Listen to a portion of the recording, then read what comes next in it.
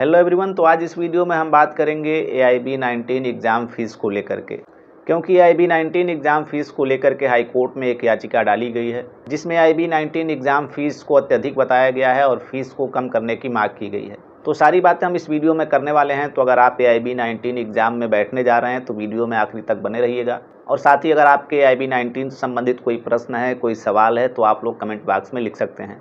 तो चलिए वीडियो को शुरू करते हैं।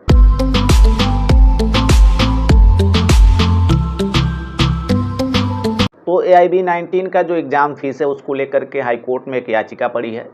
लेकिन इसके पहले भी मैं आपको बता दूं कि जून 2024 में मद्रास हाई कोर्ट में गोकुल अभिमन्यु नाम के एक व्यक्ति द्वारा, जो एक वकील थे, उनके द्वारा एक याचिका दायर की गई थी सेम इसी तरह की, और AIB एग्ज़ाम फ़ीस को कम करने की मांग की गई थी, जिस पर मद्रास हाई कोर्ट ने फैसला देते हुए कहा था कि एडवोकेट्स एक्ट के तहत निर्धारित नामांकन फ़ीस के विपरीत अखिल भारतीय बार परीक्षा यानी कि AIB के लिए परीक्षा शुल्क से संबंधित कोई वैधानिक प्रावधान नहीं है। कोर्ट ने आगे अपने आदेश में कहा था कि किसी भी वैधानिक उल्लंघन की अनुपस्थिति में भी यदि हमें फ़ीस की मात्रा अत्यधिक लगती है तो हम इसमें हस्तक्षेप करने के लिए उचित होंगे। लेकिन ऐसा मामला नहीं है। आवेदकों से केवल 3500 रुपये की राशि की मांग की गई है। इसे अधिक नहीं कहा जा सकता है। हमें हस्तक्षेप करने का कोई आधार नहीं मिला है। इसके बाद मद्रास हाई कोर्ट ने याचिका को खारिज कर दिया था। यानी मद्रास हाई कोर्ट ने कह दिया था कि 3500 रुपये लिया जा रहा है, जो कि हमारी नज़र में अत्यधिक नहीं है। अब एक बार फिर सेम उसी तरह की एक पिटीशन तेलंगाना उच्च न्यायालय में दायर की गई है, जिसमें AIB-19 एग्ज़ाम के पंजीकरण के लिए बार काउंसिल ऑफ इंडिया द्वारा ली जाने वाली फ़ीस को चुनौती दी गई है। यानी कि AIB एग्ज़ाम के लिए जो आप फ़ीस दे रहे हैं उसको चुनौती दी गई है।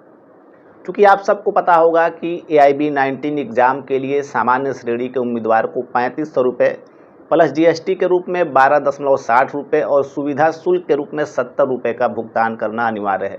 यानी जब वो फॉर्म भरेंगे तो इतना उनसे चार्ज लिया जाएगा। इसके बाद से जो फॉर्म भरेगा साइबर कैफ़े वाला, वो अपना अलग से चार्ज लेगा। इस मामले में याचिकाकर्ता विजय गोयल ने गौरव कुमार बनाम भारत संघ में हाल ही में दिए गए सुप्रीम कोर्ट के फैसले का हवाला दिया है, जिसमें कहा गया था कि बार काउंसिल ऑफ इंडिया सामान्य श्रेणी के उम्मीदवारों के लिए नामांकन शुल्क के रूप में 750 रुपये से अधिक फ़ीस नहीं ले सकते हैं। तो उसी निर्णय के बाद से जो इनरोलमेंट फ़ीस है एडवोकेट की, वो 750 रुपये कर दी गई।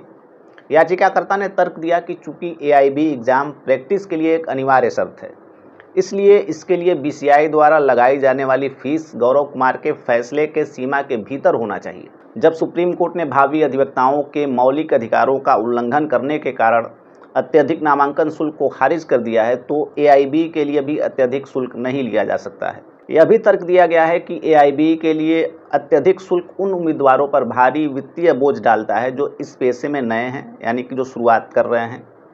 और साथ ही यह भी तर्क दिया गया है कि BCI एक प्राधिकृत संस्था होने के नाते अपने कार्यों या गतिविधियों को आउटसोर्स नहीं कर सकता, यानी किसी थर्ड पार्टी एजेंसी को परीक्षा आयोजित करने की अनुमति नहीं दे सकता, क्योंकि अधिवक्ता अधिनियम इस प्रकार के सब डेलीगेशन की अनुमति नहीं देता है।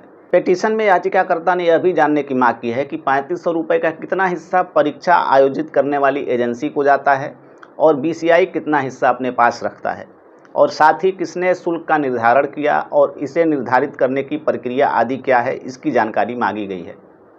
अब इस मामले पर कोर्ट ने BCI से जवाब मांगते हुए आदेश दिया है कि याचिकाकर्ता द्वारा भुगतान किया गया शुल्क केस के फैसले के अधीन होगा। तो अब इस मामले में देखना होगा कि हाई कोर्ट क्या फैसला देती है, क्या फ़ीस कम होगी या फिर याचिका खारिज होगी। अगली सुनवाई पर इस संबंध में सारी बातें क्लियर हो जाएंगी। अब इस मसले पे आप सबका क्या व्यूज़ है? क्या फ़ीस कम होनी चाहिए या वही रहनी चाहिए? इस बारे में अपनी राय कमेंट बॉक्स में ज़रूर लिखें। तो मिलते हैं नेक्स्ट वीडियो में। धन्यवाद।